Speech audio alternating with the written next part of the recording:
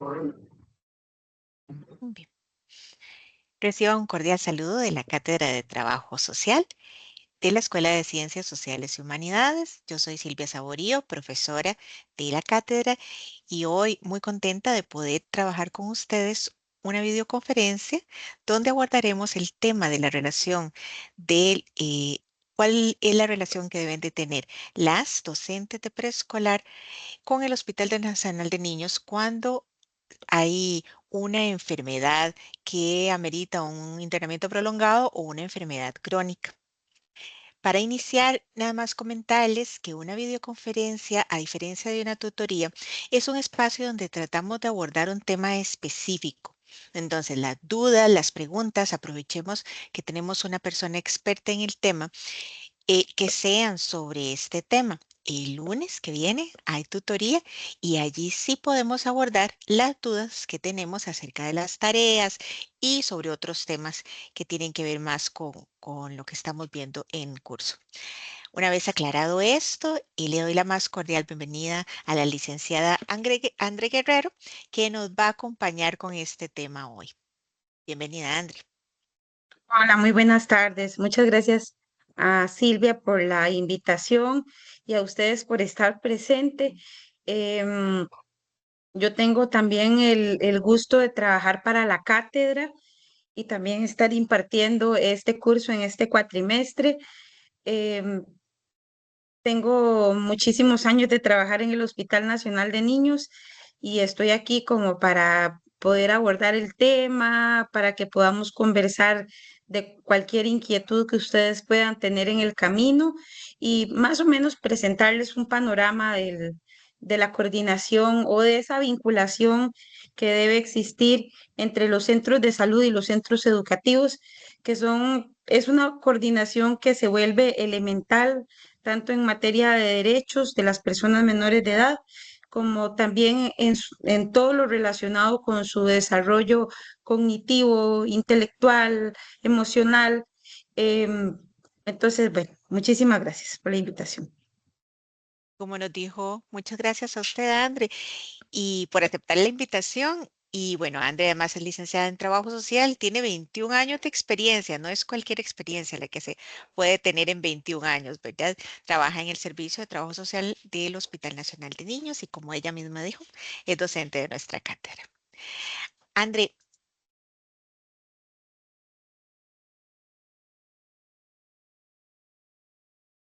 en esta asignatura, ¿verdad? Como hemos tratado de ver en este módulo 1 y en general de toda la asignatura, tratamos de conocer las dinámicas familiares y cómo acercarnos al estudio de las familias de todo el estudiantado preescolar.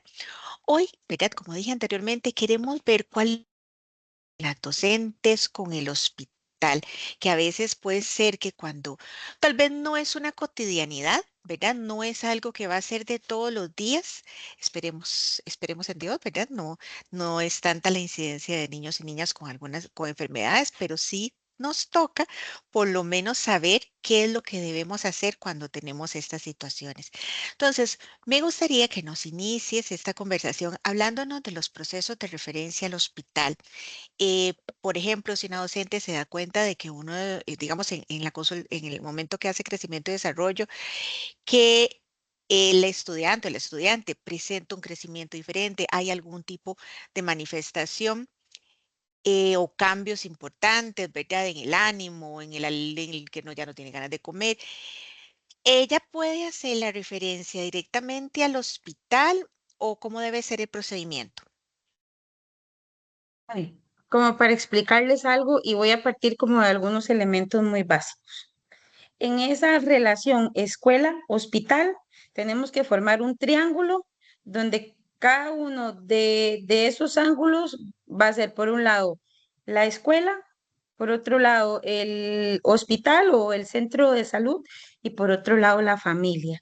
Por eso es que este curso es demasiado importante porque la primera parte por la que nosotros tenemos que abordar la situación es en un acercamiento a la familia, a la persona que cuida, a la mamá, al papá o a la persona que tiene ese vínculo en primer lugar con el centro educativo. Esto es elemental. porque en un inicio, digamos, nosotros no podemos generar una referencia directamente al hospital de niños. ¿Por qué? Porque, bueno, tenemos también un sistema de salud estructurado en niveles. Nuestro primer nivel, el que está en nuestras comunidades, el más cercano, el más accesible, son nuestros EBAIS, que normalmente es atención primaria, es atención de una medicina muy general. Normalmente, y puede ser que nosotros estemos identificando situaciones que pueden ser de ese manejo en un tercer nivel. ¿Por qué? Porque podemos estar identificando un trastorno del desarrollo, podemos estar identificando una enfermedad crónica, podemos estar identificando en el aula situaciones, digamos, físicas de mucha severidad y que requieren también de una atención muy oportuna o muy rápida. Entonces, bueno, en primera instancia, esas preocupaciones que nosotros tengamos alrededor de la salud física, del desarrollo cognitivo o de otros elementos, pues primero tenemos que conversarlo con la familia. Porque puede ser que esa familia ya haya venido haciendo algunas cosas, ya haya llevado el niño al EVAIS, a la niña la haya llevado a una consulta de pediatría del área de salud en la clínica, o puede ser que existan ahí ya antecedentes que nosotros en una primera instancia tenemos que manejarlo con una comunicación muy clara con la familia, como para conocer esos antecedentes de atención, como para que podamos tener también ese acercamiento. Esto es muy importante y sobre todo cuando nosotros estamos expuestos a contextos de padres, madres o cuidadores con bajos niveles de escolaridad, con bajo grado de alarma, con situaciones donde uno dice, bueno, es que este niño ha venido con una talla y un peso sumamente bajo a lo largo de toda su vida y nunca han reportado esto a ningún centro de salud o no han hecho nada o le dicen a usted, no, ella es muy flaquita, casi no come, pero siempre ha estado bien. Cuando eso posiblemente sea, digamos, un síntoma o un signo de alerta que nos debe llevar a consultar porque puede haber ahí otro montón de elementos de afectación, sobre todo para la salud y para la calidad de vida del niño. En ese sentido, pues también tenemos que partir del hecho de que nosotras y nosotros como profesionales en educación podemos tener muchísimas más herramientas para identificar esa situación. Entonces, conversar con la familia en una primera instancia, decirle, mire, yo quiero que lo lleven a Levi's y referirlo, es un asunto que va a tener mucho peso y mucha importancia. ¿Por qué? Porque, bueno, la maestra o el maestro de preescolar va a saber qué ha identificado, si ha identificado problemas de de lenguaje, de atención, problemas físicos. Entonces vemos ese niño cansado o vemos esa niña con síntomas que a nosotros nos parece que pueden ser situaciones de riesgo. Entonces, bueno, tener ese contacto con la familia, esa comunicación clara, que la familia también en una primera instancia sienta que nuestra intención es la de colaborar, la de apoyar, la de dar un impulso y también que está esto basado en una preocupación y teniendo nosotros al niño siempre y en todo momento como el centro, como el centro de nuestra actuación. Entonces, bueno, ahí podemos empezar por decirle a la familia, bueno, para en el caso de esta niña, nosotros le vamos a facilitar una referencia donde yo voy a hacer una referencia con todos los formatos institucionales que tenemos, donde se explique ahí detalladamente qué es lo que estamos viendo en el aula, qué es lo que estamos viendo en el rato, digamos, del recreo, o qué es lo que estamos viendo en el comedor escolar. Eh, Esto, como les explico, previo a haberlo consultado. eh, Ese es nuestro primer enganche o nuestro primer modo para acceder al sistema de salud, el primario, nuestro EVAIS. Si es el EVAIS, si es una clínica, bueno, ahí em, podemos ver. o podemos también de alguna manera monitorizar que vamos a ver, esa consulta y que esa referencia efectivamente sea trasladada al centro de salud. Eso es sumamente importante porque podemos estar enfrentados a situaciones múltiples. Primero, desconocimiento, donde la familia piensa que ese síntoma o esa preocupación del docente o la docente es irrelevante, donde la familia dice, bueno, yo no quiero ir a hacer fila, me da pereza, para tomar una cita en el EVAIS tengo que llegar a la 1, a las 2 de la mañana, yo no tengo tiempo, tengo que ir a trabajar. Entonces, bueno, ahí, porque ya, digamos, en ese caso, pues estaríamos viendo otro tipo de situación que se vincula con negligencia. Em, esto es como la primera parte muy importante. Ahora, si esa, digamos, referencia no es trasladada por la familia o no se le está dando el proceso, también y perfectamente nosotros estamos dentro de la misma comunidad y podemos o coordinar eso directamente con una llamada telefónica, con un correo electrónico o llevando directamente esa referencia al centro de salud. Ojalá si también cuando no vemos esa respuesta favorable de la familia, nos tomemos un ratito y digamos, bueno, voy a llamar o voy a ir a exponer esta situación porque pues ahí vamos a tener un poco más de impacto. Este es como un primer panorama de coordinación. Otro panorama de coordinación es el niño, la niña, o en este caso, digamos que ya tiene o ya dispone de un diagnóstico y ya tiene control y ya tiene, vamos a ver, una atención en el Hospital Nacional de Niños. En ese sentido, pues ahí la situación es más directa y fácil.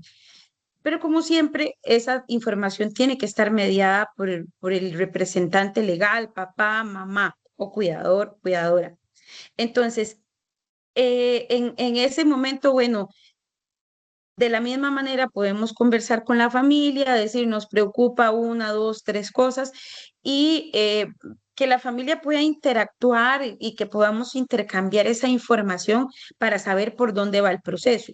Si vemos nuevamente que hay situaciones que limitan esa actuación de la familia, que las vemos con mucha frecuencia por una multiplicidad de causas, no necesariamente es por negligencia, puede ser por desconocimiento, puede ser por otro montón de factores. Entonces, en ese momento, pues sí podemos establecer una coordinación directa, siempre que sepamos que ese niño o esa niña ya es usuario o usuaria del Hospital Nacional de Niños. Ahí podemos referir al servicio de trabajo social, podemos establecer una comunicación directa con el centro de apoyo en pedagogía hospitalaria, que es un centro educativo que trabaja dentro del mismo hospital, que es parte del MEP y que tiene, digamos, como toda esa función de pedagogía hospitalaria, que nos facilita muchísimo, primero, el enlace con todas las escuelas y por otra parte también nos facilita la continuidad del proceso educativo, nos facilita información que es muy importante, tanto en ambas vías, porque esta es una relación dialéctica, una relación de doble beneficio. El hospital necesita saber a veces cosas que las familias no pueden comunicar en una cita médica, en una hospitalización. Ese criterio de la persona docente es elemental también en el hospital y viceversa, porque también en el manejo del aula, bueno, vamos a querer saber qué necesidades específicas tiene ese niño o esa niña, vamos a querer saber qué actividades puede realizar o qué actividades no están recomendadas. Entonces, un sinfín de beneficios, definitivamente. Pero sobre todas las cosas tenemos que saber que esto tiene que estar muy estrechamente relacionado con la comunicación que tengamos con las familias. Por eso es que también les explicaba al principio que este curso es demasiado importante, ¿verdad? Si nosotros tenemos previamente un conocimiento básico o técnico al menos de esa dinámica familiar, vamos a poder también saber qué cosas podrán estar incidiendo en ese proceso de salud, enfermedad que puede tener cualquiera de nuestros estudiantes, de nuestros y nuestras estudiantes. Muy bien, Andrea. Entonces, hasta el momento me parece muy adecuado lo que has hablado sobre la referencia en ambas vías, tanto que si fuera la primera vez, ¿verdad? Que las docentes observan las situaciones o que si ya el niño o la niña ya tiene expediente en el hospital de niños, ¿verdad? Hay muchos niños que ya nacen con algún tipo de situación o que ya más chiquititos y entonces cuando hablan con las familias lo anotan en el expediente, ya saben que hay vínculo, entonces pueden tener algún tipo de referencia por algún tipo de cambio o, o alguna situación que puedan tener con el hospital. Yo me gustaría que nos hablaras un poco pensando en cómo pueden estas docentes apoyar a las familias cuando el proceso de diagnóstico de la enfermedad o de la situación se da en ese primer momento, ¿verdad? En ese a partir de esa referencia, ¿cuál sería la mejor estrategia para que las docentes puedan acompañar a esa familia? Bueno, nos hablabas de ese proceso de comunicación que es vital, ¿verdad? Que las familias tengan con la docente. Hay familias que son más resistentes a hablar, dicen, como era que decían, los problemas se resuelven en la casa o algo así, y que no les gusta hablar mucho, como de las situaciones de la familia. Pero digamos, ¿cuál sería ya? La maestra hizo el diagnóstico, ya se hizo la referencia, pasaron por el EVAIS, ya llegó al hospital, le dieron el diagnóstico de la condición de salud de su hijo o de su hija. ¿Cuál sería esa estrategia? Como pautas, como que les digamos a nuestras estudiantes, bueno, ¿qué sería lo mejor en ese vínculo de la docente con la familia? Voy, sí, al hablar como de varias cosas. Primero, ¿qué podemos hacer? Y también quisiera que me dé la oportunidad de hablar de las repercusiones de si esto no lo hacemos o no hay una articulación y una vinculación entre la escuela y la familia cuando hay una enfermedad crónica, cuando hay un trastorno del desarrollo, cuando hay una condición. Voy a partir de un elemento muy importante. Las situaciones de salud son confidenciales, todas. Digamos, desde un niño que puede tener una diabetes mellitus tipo 1, que son muy frecuentes en niños pequeños, hasta, digamos, otro tipo de diagnósticos que tal vez son más sensibles en términos sociales o que tienen ahí de por medio situaciones. Entonces, también, bueno, en ese sentido, la primera y la más importante de las estrategias es que haya una comunicación permanente y estructurada. Esa comunicación no la podemos dejar ahí a la libre. No puede ser algo que nosotros improvisemos o que no planifiquemos. Tiene que tener estructura y sobre todo desde el centro educativo, porque nosotros, como le digo, nos vamos a enfrentar a un crisol de familias con muchísimas diferencias, con todo lo que nosotros nos podemos imaginar en términos de diversidad. Pero entonces, desde nuestro rol, que es profesional en un centro educativo, pues esa comunicación tiene que ser improvisada, no puede ser improvisada, tiene que ser algo planificado y centrado en el interés superior de la persona menor de edad. Entonces, bueno, para esa comunicación, ¿cómo qué cositas podría yo recomendar? Primero creo, digamos, que ante una situación nueva o ante la presencia de un o una estudiante con una enfermedad crónica, es muy necesario que establezcamos un espacio para conversar, una reunión con esa mamá, papá o encargado, como para que nosotros también, bueno, podamos acceder a esa información. Hemos sido muy insistentes en que tenemos que manejarnos bajo criterios muy éticos en esa comunicación. La primera cuestión que nosotros le vamos a ofrecer a la familia es confidencialidad. Sin eso, no podemos, ¿verdad? Y mire, yo les puedo contar en esos 20 años de experiencia que he visto cambios, pero les puedo contar un sinnúmero de ejemplos de situaciones inapropiadas, incorrectas y violatorias de derechos que han ocurrido desde los centros educativos. Por ejemplo, digamos que la maestra le cuenta a la conserje y la conserje vive a la par de la familia, ¿verdad? Y era una situación que la familia no quería dar a conocer, que la familia mantenía ahí, que estaba tratando de resguardar, de no poner al niño en una situación de discriminación, de vulnerabilidad, de, de estigmatización, que sucede mucho con el tema de las enfermedades, y bueno, se divulgó inapropiadamente. Entonces, esa parte de la comunicación permanente y estructurada incluye que nosotros vamos a dar comunicación, vamos a tener una comunicación clara, que sea confidencial y también que sea ciertamente frecuente. Como les hablaba, bueno, tenemos una diversidad de situaciones. Nosotros en el hospital tenemos niños que requieren ir a una cita cada 6 meses al año, cada 6 meses, 2 veces al año. Entonces, bueno, que necesita tomar tal vez tratamiento o medicamentos una vez al día. Pero también tenemos niños con complejidades muy, muy elevadas. Por ejemplo, una niña trasplantada que tienen esquemas de 9 a 15 medicamentos.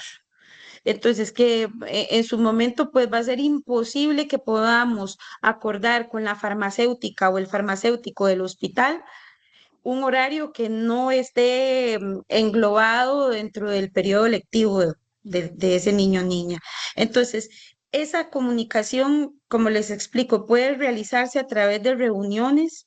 Esas reuniones, en un inicio, yo recomendaría que sea inicialmente presencial, que podamos ver al papá, a la mamá, si es que están ambos, si no al cuidador, si ese cuidador es la abuela, la tía, es una persona no vinculada consanguíneamente. Bueno, vamos a saber quién es esa persona que es la red de apoyo de ese niño o de esa niña para pedirle una reunión donde esa persona también pueda darnos información, donde también esa persona pueda autorizarnos una comunicación con el hospital, porque eso también podemos tener dudas, la familia puede no explicarnos bien, a pesar de que tengamos la intención de tener esa comunicación. Entonces, bueno, en ese momento es importante también pedir esa autorización. Nosotros como funcionarios y funcionarias del hospital no podemos darle información de primera mano a una docente o a un docente. Para nosotros es completamente ilegal. Entonces, esa vinculación con la familia es indispensable para que todo pueda fluir bien, para que pueda haber digamos, articulación en favor de esa persona menor de edad que está sufriendo en este momento de alguna enfermedad. Es muy importante que esa comunicación también tenga registros, sea una bitácora de seguimiento, sea un cuadernito de comunicaciones, sea un libro de actas, pero que tengamos también esa información. em, que tengamos intercambio a través de un correo institucional o de algún medio que sea efectivo también con la familia. A veces, pues utilizamos el celular personal. Sabemos que en las instituciones nadie nos da un celular para aspectos del trabajo, pero bueno, tenemos que buscar un medio para que esa comunicación sea fluida. Como le digo, puede ir desde el cuadernito de comunicaciones hasta otra cosa, ¿verdad?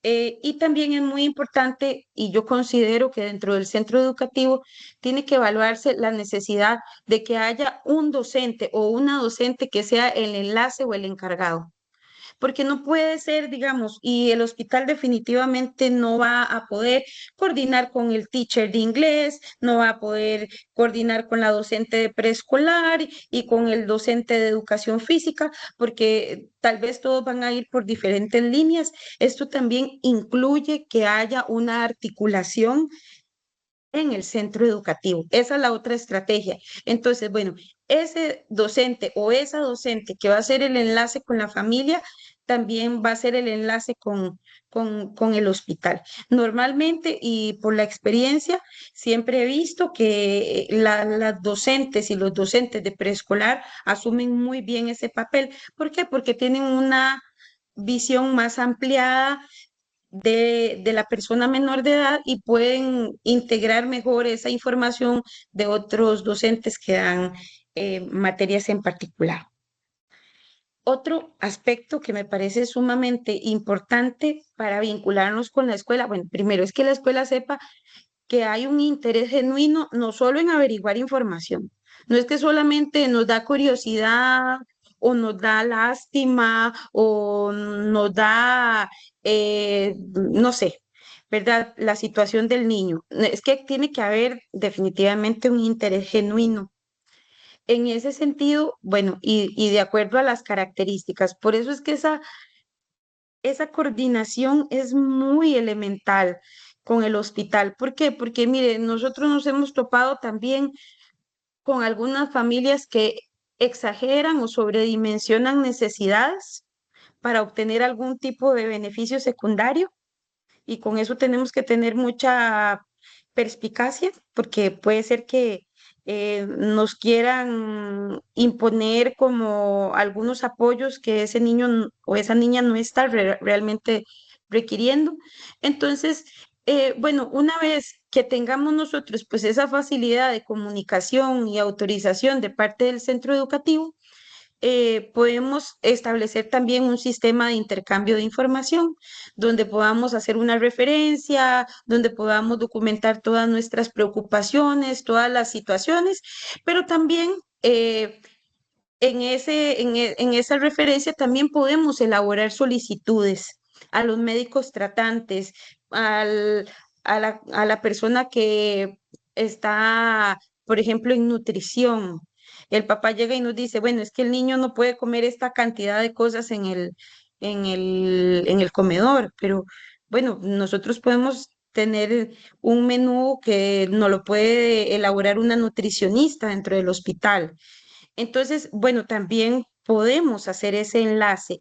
Ese enlace, como les digo, lo podemos hacer con el servicio de trabajo social, que normalmente estamos como muy familiarizados y acercados a los centros educativos, que también dentro de la valoración inicial que se hacen de las familias, contemplamos toda la parte educativa y también todavía, digamos, un medio más rápido es el Centro en Pedagogía Hospitalaria, que ellos también, bueno, van a estar en un trabajo de red, tanto con el Servicio de Trabajo Social como los equipos interdisciplinarios, donde participa el especialista, donde participa la farmacéutica, donde participa un montón, digamos, de profesionales de diferentes tipos. Entonces, a partir de ahí y a partir de esa información, tanto que nos da la familia o que nos da el hospital, tenemos que hacer un plan de apoyo particular, individualizado para ese niño. Em, Ahí puede ser, digamos, que necesitemos aplicar una adecuación curricular, que vamos a tener que conocer eh, aspectos para implementar una flexibilidad en cuanto a la asistencia y las evaluaciones. No sabemos si al momento de una evaluación ese niño o esa niña va a estar hospitalizado. Por ejemplo, digamos, hay enfermedades que implican hospitalizaciones frecuentes, programadas y otras que pueden venir por procesos agudos. Entonces, por ejemplo, digamos, tenemos niños y niñas con cáncer, por ejemplo, que tienen protocolos de 2 o 3 años de quimioterapia y de radioterapia, que tienen hospitalizaciones prolongadas. Entonces, bueno, ahí la primera parte es esa disponibilidad. Recordemos que todo este proceso de pedagogía hospitalaria se engloba también dentro del marco de educación inclusiva que promueve el Ministerio de Educación Pública, sin perder, digamos, sin perder en todo momento de vista que esa relación entre la escuela, la familia y el hospital es interdependiente, es complementaria y sobre todas las cosas siempre tiene que estar centrada en el bienestar del niño y la niña.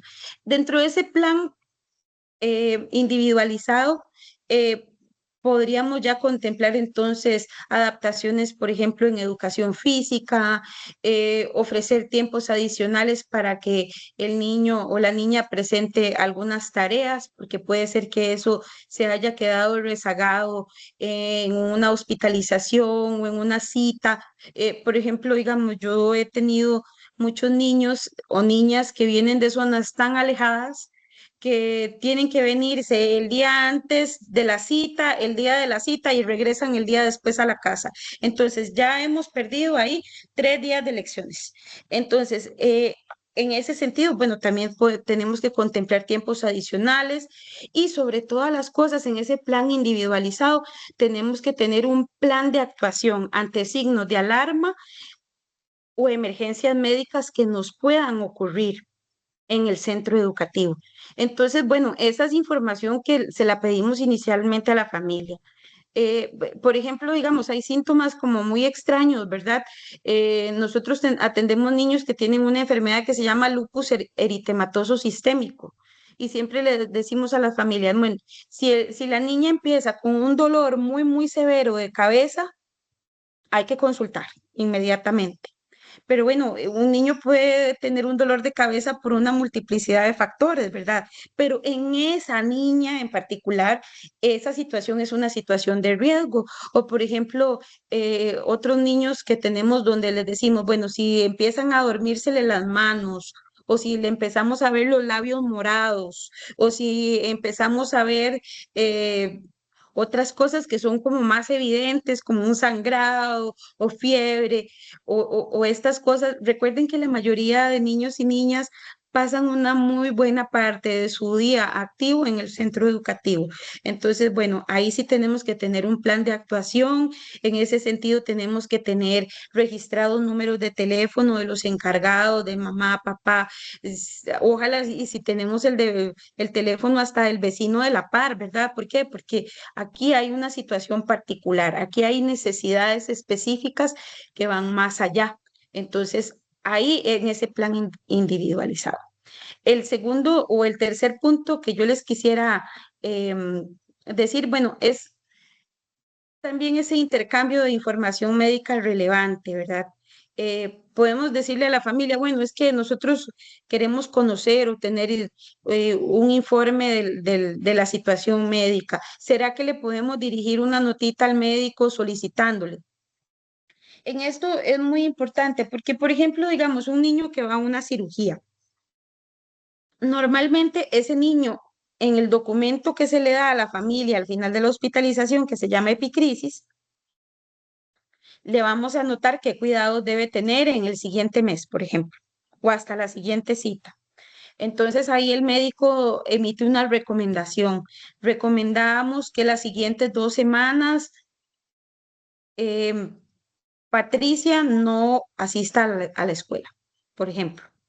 Puede efectuar actividades académicas en su casa, pero normalmente, digamos, ese tipo de recomendaciones vienen desde el hospital. Entonces, esto, digamos, este puente y esta comunicación que va a estar inicialmente facilitada por la familia y autorizada por la familia es elemental, porque como les dije, nos va a permitir conocer síntomas de alarma, nos va a permitir también que conozcamos efectos secundarios de las medicaciones, que esto es muy importante. Hay medicamentos que dan sueño, hay medicamentos que elevan la presión arterial, hay medicamentos que pueden generar, por ejemplo, una necesidad de que la niña vaya a orinar constantemente. Tenemos una multiplicidad ahí de circunstancias que se pueden presentar. No las podemos improvisar, no las podemos comparar con otras que conozcamos nosotros. Si es que decimos, bueno, mi mamá es diabética. Sí, mi mamá es diabética, pero es diabética tipo 2. Esa diabetes es diferente a la diabetes tipo 1 del niño. Entonces, yo no puedo tomar decisiones como docente alrededor de tratamientos médicos o alrededor del manejo de medicaciones o darle interpretación a esos síntomas que la persona menor de edad puede tener dentro del aula. Esa información es individualizada.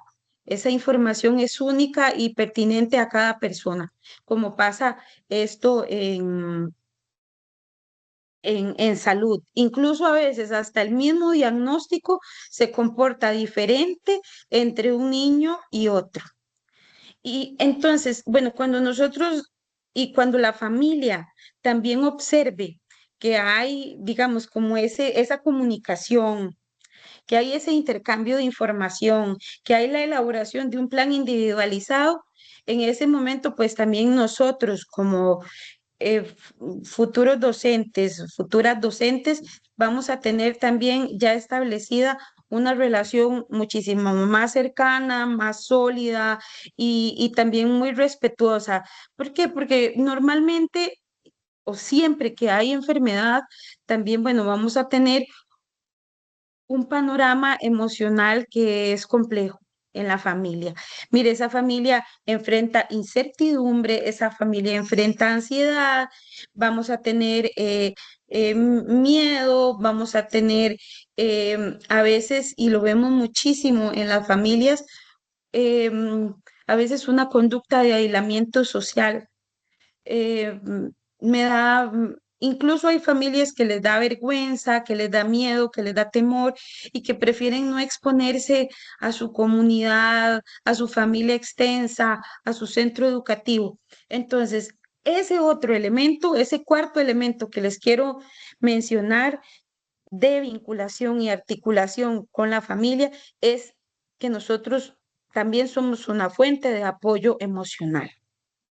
Em, Tal vez nosotros no vamos a poder abordar terapéuticamente esa situación y no es nuestro rol, no es nuestra tarea desde un centro educativo, pero sí vamos a poder, digamos, permitir un espacio de catarsis, de conversación, vamos a poder escuchar las dificultades de esa familia, vamos también a conocer un poco esas emociones que se generan alrededor de la enfermedad.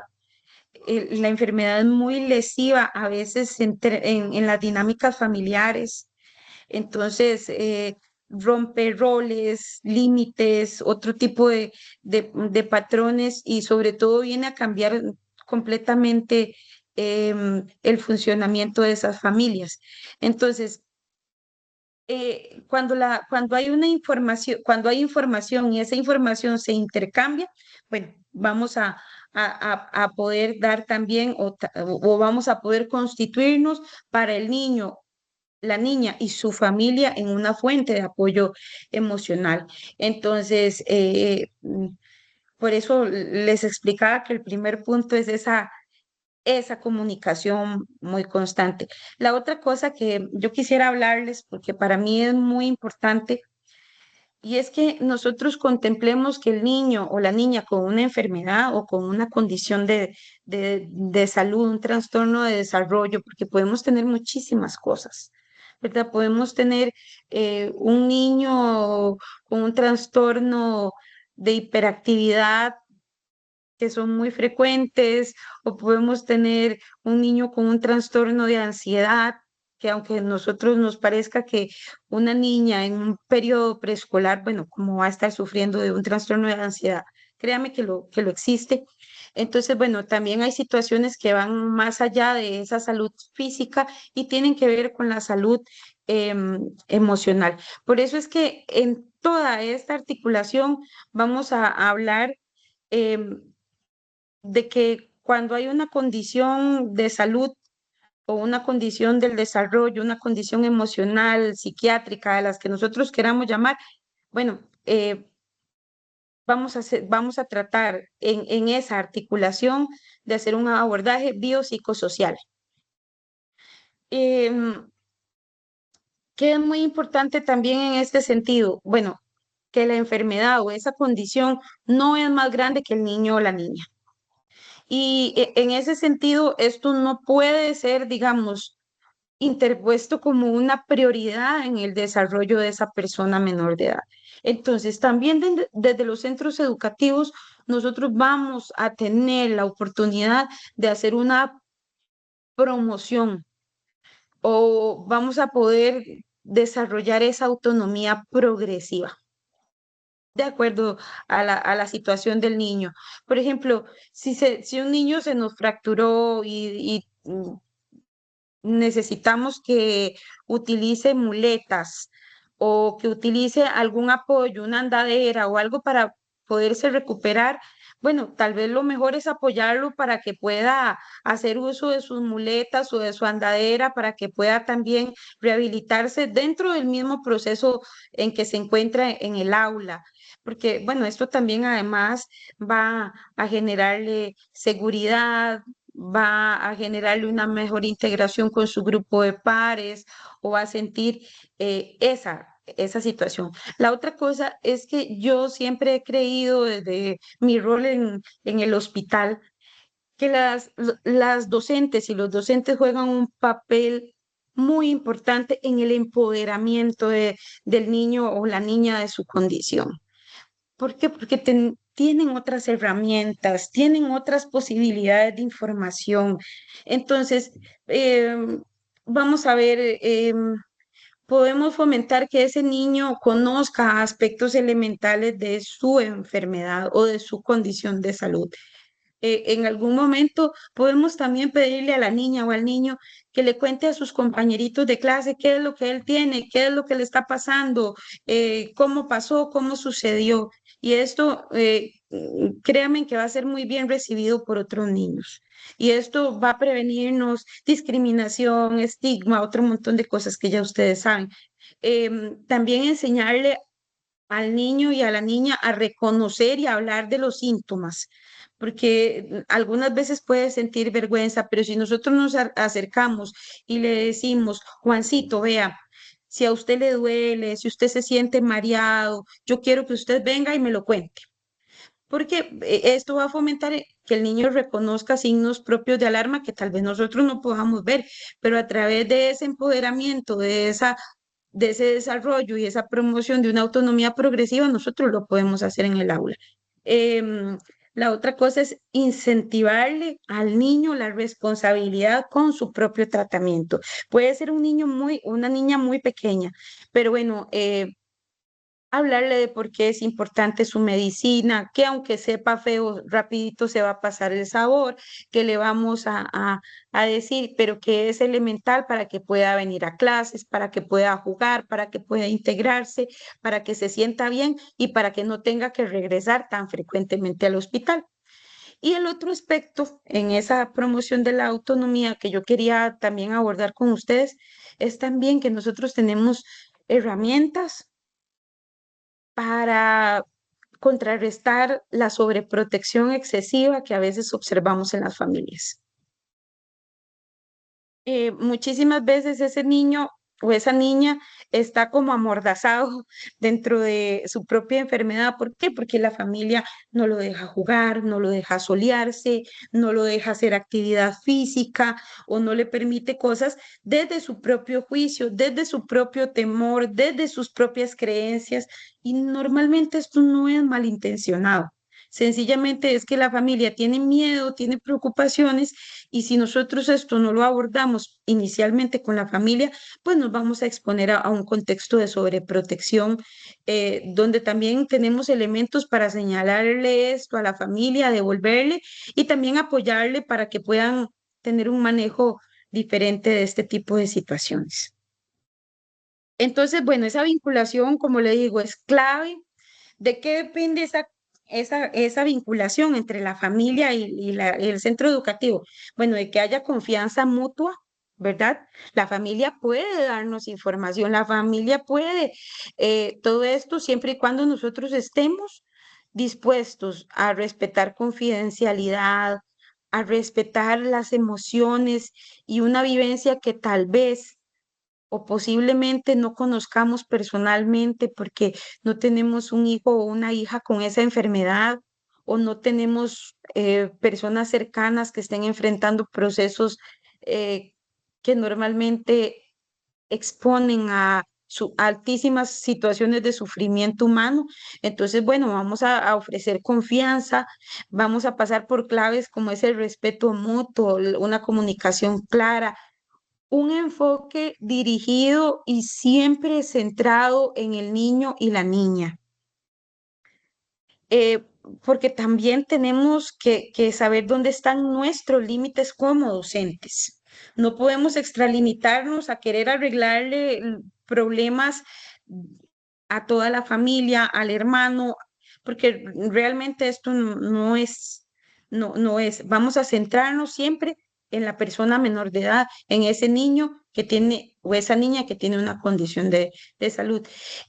A pesar de que yo se los decía que este trabajo es interdependiente, que es un trabajo colaborativo o cooperativo entre todas las partes, cuando nosotros desde el hospital tenemos un centro educativo que intercambia información, que está preocupado, que constituye una red de apoyo para ese niño o esa niña, créame que definitivamente pasa a formar parte de em, esa red y en ese sentido podríamos hasta decir que es parte del equipo interdisciplinario con el que se maneja la situación del niño o la niña. Entonces, bueno, ¿qué vamos a prevenir con esto? Cuando hay una relación cercana, respetuosa, confidencial, mutua con la familia, donde tenemos también límites muy bien marcados, bueno, vamos a reducir el ausentismo. Del ausentismo quiero hablarles de una situación ahorita también. Posiblemente ese niño o esa niña va a sentir muchísima más tranquilidad, más estabilidad emocional, va a sentir más cercanía, va a sentir más apoyo. Esto va a mejorar su autoconfianza, su autoestima, va a mejorar su estado de ánimo en general, porque bueno, hay apoyo de parte de mi familia, de la escuela, del hospital, entonces esto me va a ayudar a sobrellevar mejor todas las implicaciones que una condición de salud crónica pueda tener. Entonces también vamos a disminuir ansiedad y vamos sobre todas las cosas a garantizar una inclusión real, porque a veces, digamos, esto se queda como solamente en la formalidad. Entonces, básicamente, bueno, en contra de esto tenemos que saber que las consecuencias negativas todas las va a sufrir el niño o la niña en especial.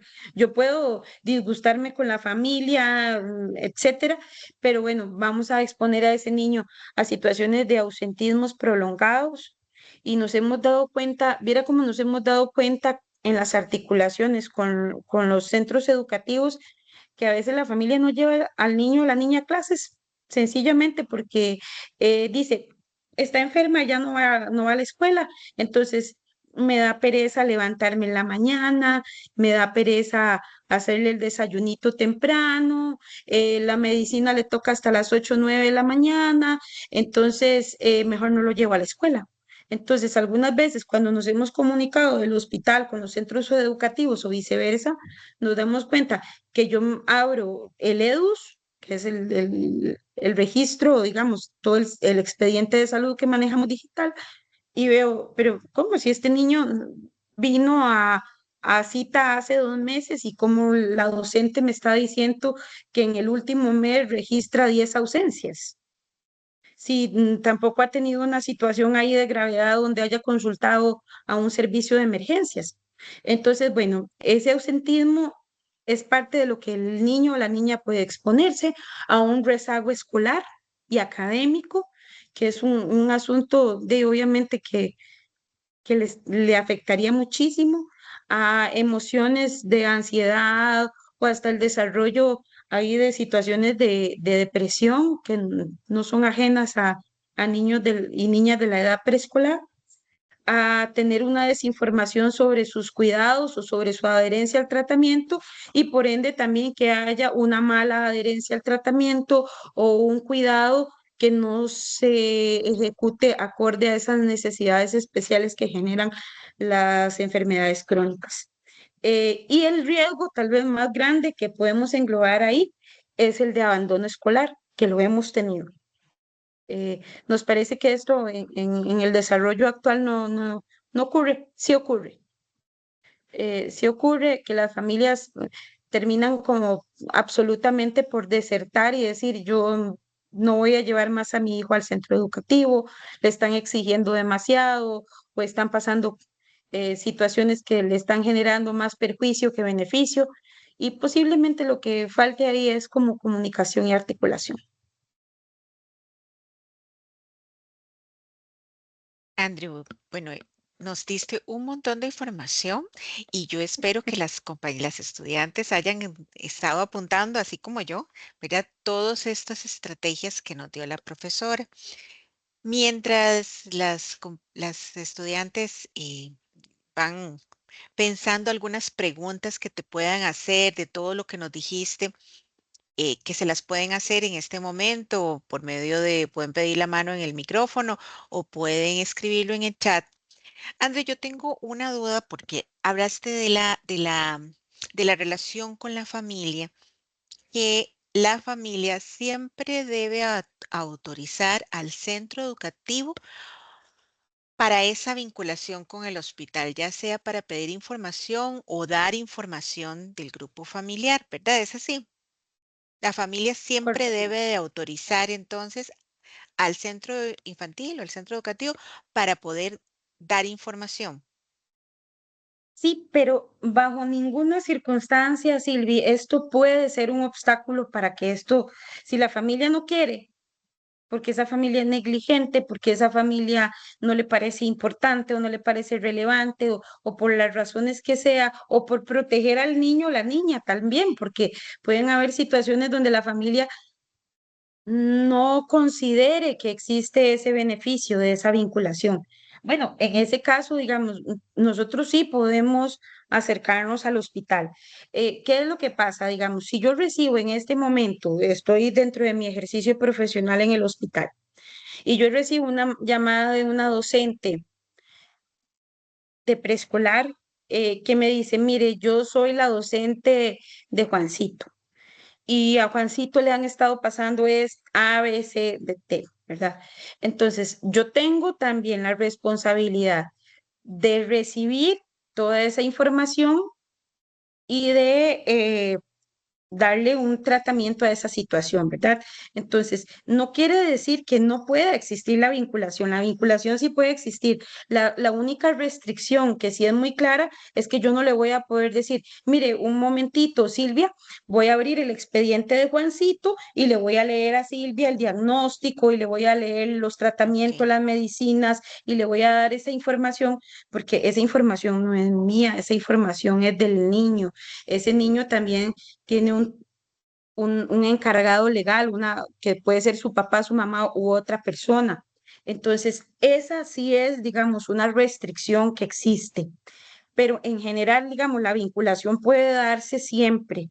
Es mejor si esa vinculación ha sido trabajada con la familia y esa familia es un puente que nos ayuda a enlazar y que nos genera pues mucha confianza. Por ejemplo, digamos, yo tengo familias con las que hay esa buena vinculación, esa articulación muy bien establecida.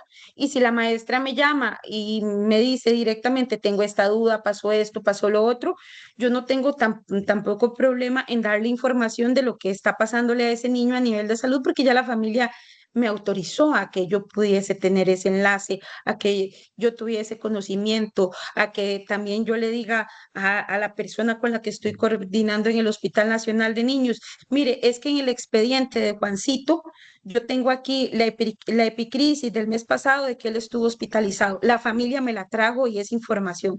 Entonces, bueno, ante ese panorama, yo tengo vía libre, tengo el semáforo en verde para poder establecer esa coordinación. Pero digamos, si una docente a mí me llama y me dice, es que yo necesito que usted me diga de qué padece Juancito, yo le tengo que decir, discúlpeme, pero esa información yo no se la puedo ofrecer, es información confidencial del niño y de la familia. Tiene aunque la que familia no hacerse. le haya dicho, aunque digamos la familia le diga, es que no entiendo, porque no entiendo al médico cuando me dice de lo que padece, o porque Ok, no lo eso. quiera decir. Ujú. Entonces, ahí es donde le podemos decir, mire, le podemos decir a mamá, a papá, a ese encargado legal que a veces puede ser, o esa persona que es la red de apoyo del niño, que puede ser una abuelita, que puede ser una tía que es la que cuida, que puede ser el hermano mayor de la niña. Entonces, mire, ¿usted dispone de alguna información médica o le han dado algún documento que me pueda facilitar? ¿O usted me puede No, ayudar pues, pidiendo un certificado médico en el hospital para la escuela?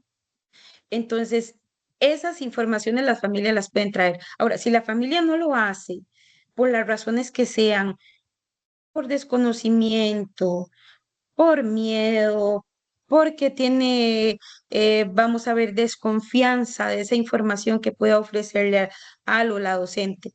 Entonces, bueno, ahí sí nosotros tenemos que promover un acercamiento. ujú, Tenemos que promover un acercamiento, como les digo, dos vías de acceso muy fáciles y que siempre pues van a responder. Es la del Centro en Apoyo en Pedagogía Hospitalaria, el CEAP, o nosotros en el Servicio de Trabajo Social también. bien. Voy a darle el pase a Gabriela para que haga la consulta y ahorita te voy a preguntar un poco este tipo, pero ya ahorita voy a ver, Gabriela, si gusta, le hace la Hola, pregunta a la buenas profesora. noches. Hola, Bueno, buenas primero que noches. nada, muchísimas gracias. Me parece el tema súper interesante y súper importante también. Bueno, mi pregunta es muy puntual porque a nivel de universidad nosotros llevamos una materia que se llama valoración pedagógica y en esta materia a nosotros se nos entrena como docentes, no para diagnosticar, porque no somos doctores para diagnosticar ciertas situaciones, pero sí para ver ciertas señales de alerta en los niños, ¿verdad? Que nosotros podemos identificar y incluso se nos hace pues todo un entrenamiento para poder hacer una referencia intersectorial por una condición de salud del niño. Yo vivo en una comunidad rural, en Pérez Celedón, y me parece muy importante esto porque muchas veces siento yo que tal vez es falta de información de parte de los docentes, porque muchas veces no sabemos cuáles puertas tenemos que tocar. Tengo una amiga con una situación, con una condición de una niña que está en tercer grado y la niña tiene un problema de lenguaje, un asuntito ahí con el lenguaje y ya está en tercer grado, ella no ha podido aprender a leer, no ha podido aprender a escribir. En la escuela le dan los apoyos, ¿verdad? Que se les pueda dar a nivel pedagógico. Sin embargo, yo un día conversando con ella, le comenté sobre estas referencias, ¿verdad? Intersectoriales que se hacen de la escuela al centro de salud. La mamá se va para donde la maestra, le comenta esta situación y la maestra, bueno, en una de las visitas que hacen los médicos a los centros educativos, detecta, ¿verdad? El médico que está ahí, una condicioncita con la niña y hace una referencia intersectorial para que se la lleve a Levi's. Cuando la mamá va a Levi's con esta referencia, la doctora que la atiende le dice que ya no existe el programa RISA. Y a mí me parece extraño porque el cuatrimestre pasado que yo llevé esta materia, nos enseñaron incluso a hacer la referencia intersectorial, nos enseñaron a detectar todas estas señales de alerta y todo el asunto, y directamente en el EVAIS a ella le dicen que ese programa ya no existe. Entonces queda como la mamá con las manos arriba, ¿verdad? Dice, no sé qué hacer, no sé para dónde agarrar, no sé a quién más preguntarle y muchas veces tal vez no es que el maestro o el docente no quiera, sino que no sabe cuál es la puerta que debe tocar. Entonces, es muy importante para mí que sí o sea, que tengamos una claridad, ¿verdad? De cuál es el procedimiento correcto o de dónde se está dando precisamente el problema de comunicación, ¿verdad? Porque muchas veces uno tiene toda la intención de ayudar, pero si usted hace una referencia, la hace correctamente y intenta, ¿verdad?, hacer todo de la mejor manera, pero llega al centro de salud y en el centro de salud te dicen, no, es que ese programa ya no existe o es que ya eso no se usa o qué sé yo, entonces ahí uno queda como manos arriba y uno dice, bueno, entonces ¿a quién acudo? Entonces esa sería más o menos mi pregunta para la profesora. Muchísimas gracias, Vean, muy amables. Gabriela, gracias por la exposición de la situación, porque realmente, mire, yo no les voy a ustedes a mentir de que estamos enfrentando un momento en algunas instituciones bastante crítico, referente a diferentes procesos, ¿verdad? La institucionalidad pública ha estado deteriorándose consecutivamente a lo largo de muchos años y hemos tenido pues una situación muy crítica, digamos. Yo no le voy a decir que la coordinación sea sencilla con un EVAIS, por ejemplo. Un EVAIS donde yo algunas veces que hago trabajos de campo para estos niños y niñas como para articular la red comunal, me doy cuenta de que yo llego a un primer nivel de atención donde me dice el médico de esa comunidad rural alejada, donde tal vez ese EVAIS funciona eh, un par de veces al mes y el médico llega y me dice, usted me entiende que cuando yo vengo aquí una vez cada 15 días, hay 60 personas haciendo fila para que yo las atienda en un día. Entonces, yo no le voy a decir que la situación no es crítica también, porque sí podemos pues, incurrir en situaciones que nos generen mucha frustración. Lo que sí tengo claro es que, digamos, si ustedes elaboran una referencia, esa referencia tiene que ser atendida y que nosotros tenemos de fondo y en nuestro respaldo todo un montón de legislación, empezando por el Código de Niñez y Adolescencia que respalda que esa persona menor de edad tiene que ser atendida. Y sea, digamos, que esa referencia se la dimos a papá o a mamá y no la llevó a Levi's y entonces tengamos que reelaborar esa referencia y mandársela al Patronato Nacional de la Infancia porque hay una situación de incumplimiento, pues también de la misma manera podemos hacerlo. Ahora que como les explicaba y desde mi experiencia profesional y personal, yo les puedo decir que esas coordinaciones que nosotros sacamos un ratito, tal vez la escuela no queda tan largo de Levi's, entonces sacamos un ratito, vamos, conversamos, exponemos y llevamos una referencia, pues créame que esto va a tener posiblemente mejores resultados, porque son situaciones que tienen que ser atendidas. Ahora, los tiempos de espera, las largas filas y otras cosas, pues siempre van a ser un impedimento para esto.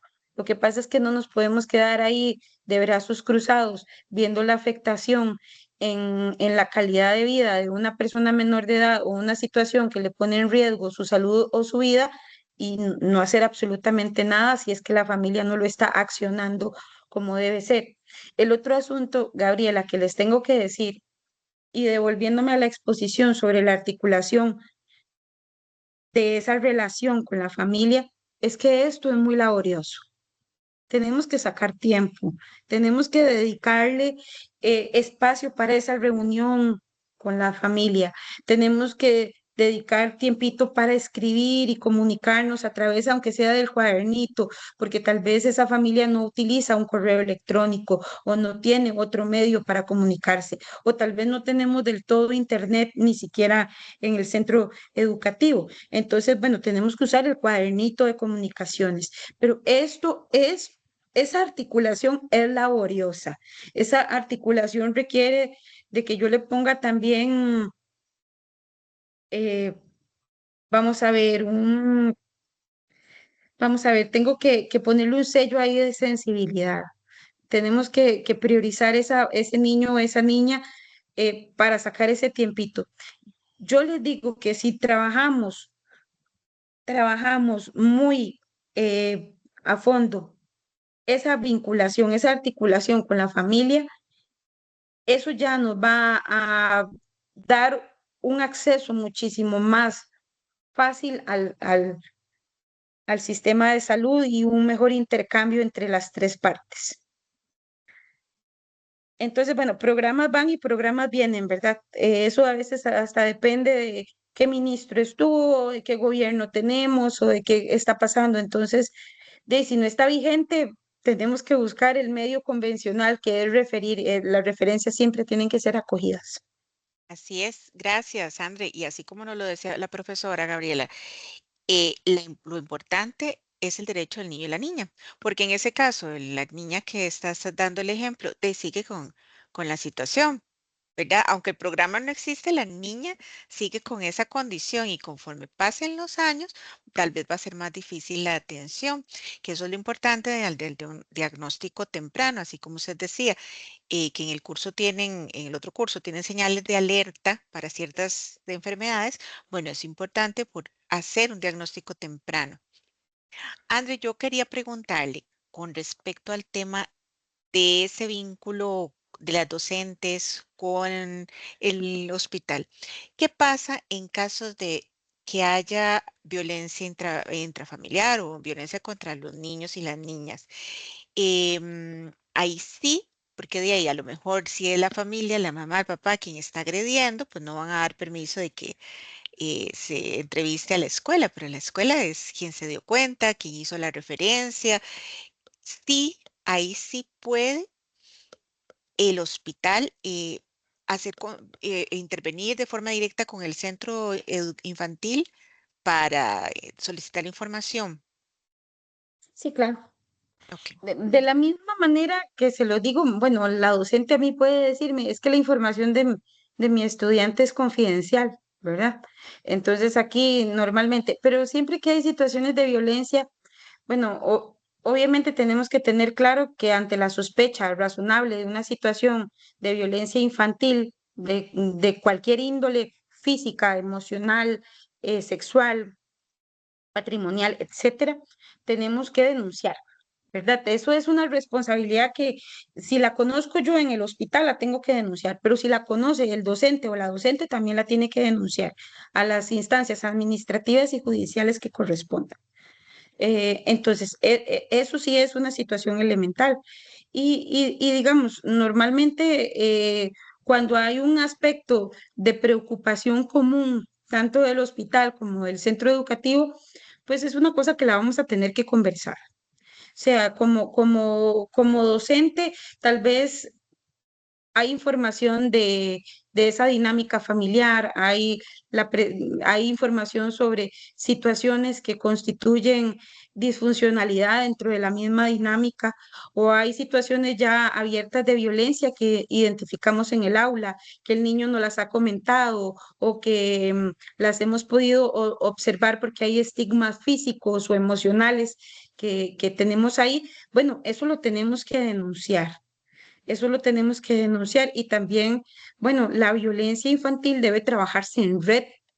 De esto se trata. Parte de la red es el centro educativo, es el PANI, es el Poder Judicial y es el resto de instancias que pueden estar involucradas, ¿verdad? ¿Cuál es uno de los problemas más grandes que tenemos actualmente por una multiplicidad de razones? El trabajo desarticulado de las instituciones. Por un lado, el hospital hace un montón de cosas, por otro lado, la escuela hace otro montón de cosas, y por otro lado, cuando hay ya implicancias legales o administrativas del PAN y del Poder Judicial, y nadie se junta a hablar del asunto. Entonces, si tenemos una situación, bueno, alertémosla. No, nosotros no tenemos que tener, digamos, miedo de levantar un teléfono o de escribir un correo electrónico.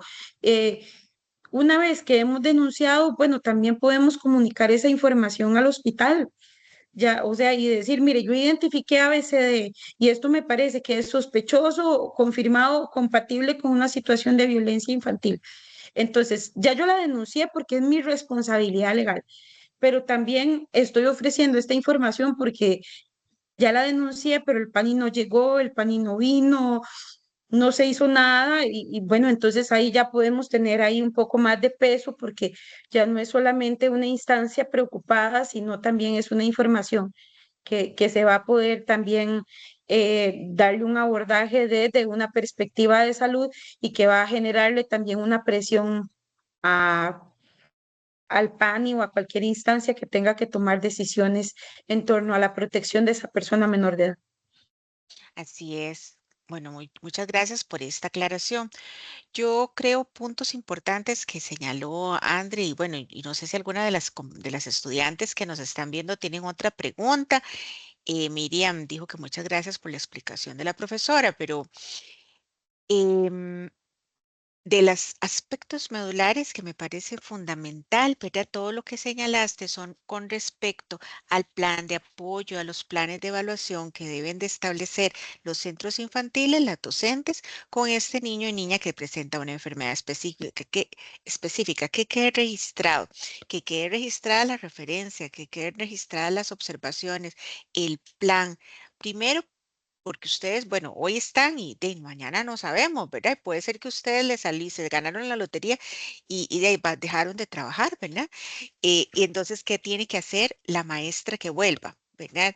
Pero sobre todo para guardar la responsabilidad de que ustedes como docentes no están siendo negligentes, que ustedes sí están cumpliendo, hicieron la referencia a tiempo, hicieron las llamadas a tiempo, establecieron el plan para ese niño o esa niña al regresar o al estar en el proceso de ir y venir del centro, del hospital de niños, digamos en este caso, a la escuela, las observaciones, apúntenlas, porque todo puede ser que se nos olvide y puede ser que hayan detalles muy importantes del día a día que solo ustedes observaron y que solamente en esa interacción del juego de los niños podríamos decir, ah, mira, está pasando esto antes no lo hacía y ahora lo hace. Apúntenlo, ¿verdad? Para ver si es una conducta recurrente.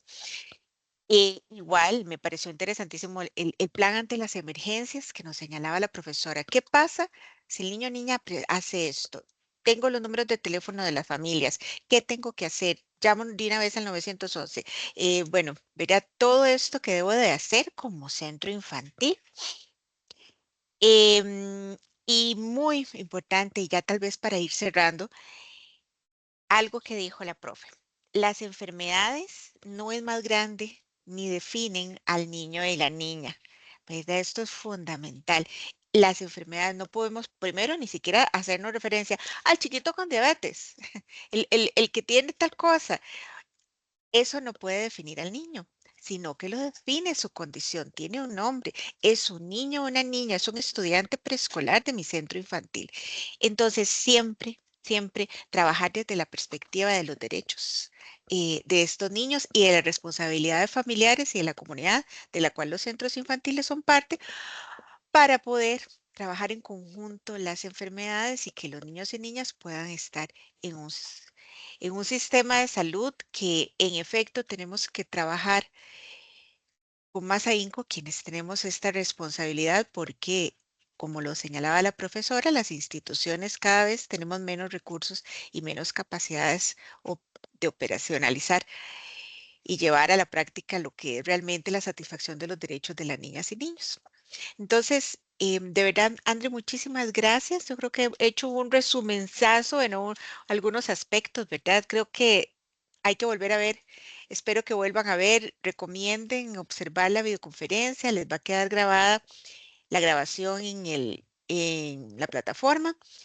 Y André, muchísimas gracias por este tiempo, por este espacio. No sé si quieres agregar algo más. Con muchísimo gusto.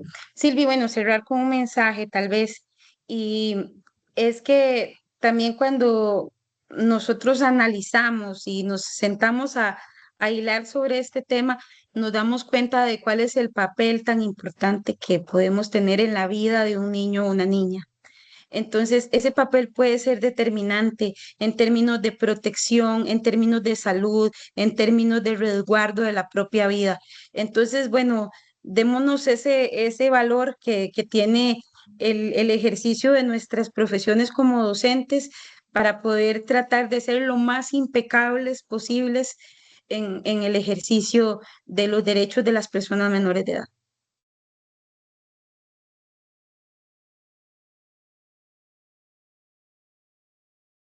Creo que estás hablando con el micrófono apagado. Gracias. Si tienen alguna consulta, Andrés, profesora de la universidad, pueden hacerle su consulta al correo, tal vez, ¿verdad? Si tuvieran algo como muy específico que quisieran hacer y también, pues en la plataforma podemos atenderles sus consultas. Muchísimas gracias por su asistencia en esta noche, quienes estuvieron presentes. Muchas gracias a la profesora nuevamente por participar y bueno, a todas que tengan muy buenas noches. Buenas Gracias a noches. ustedes, profesoras. Buenas Muchas noches, gracias. muchas Buenas gracias. noches. Buenas noches, muchas gracias, muy amables. Gracias.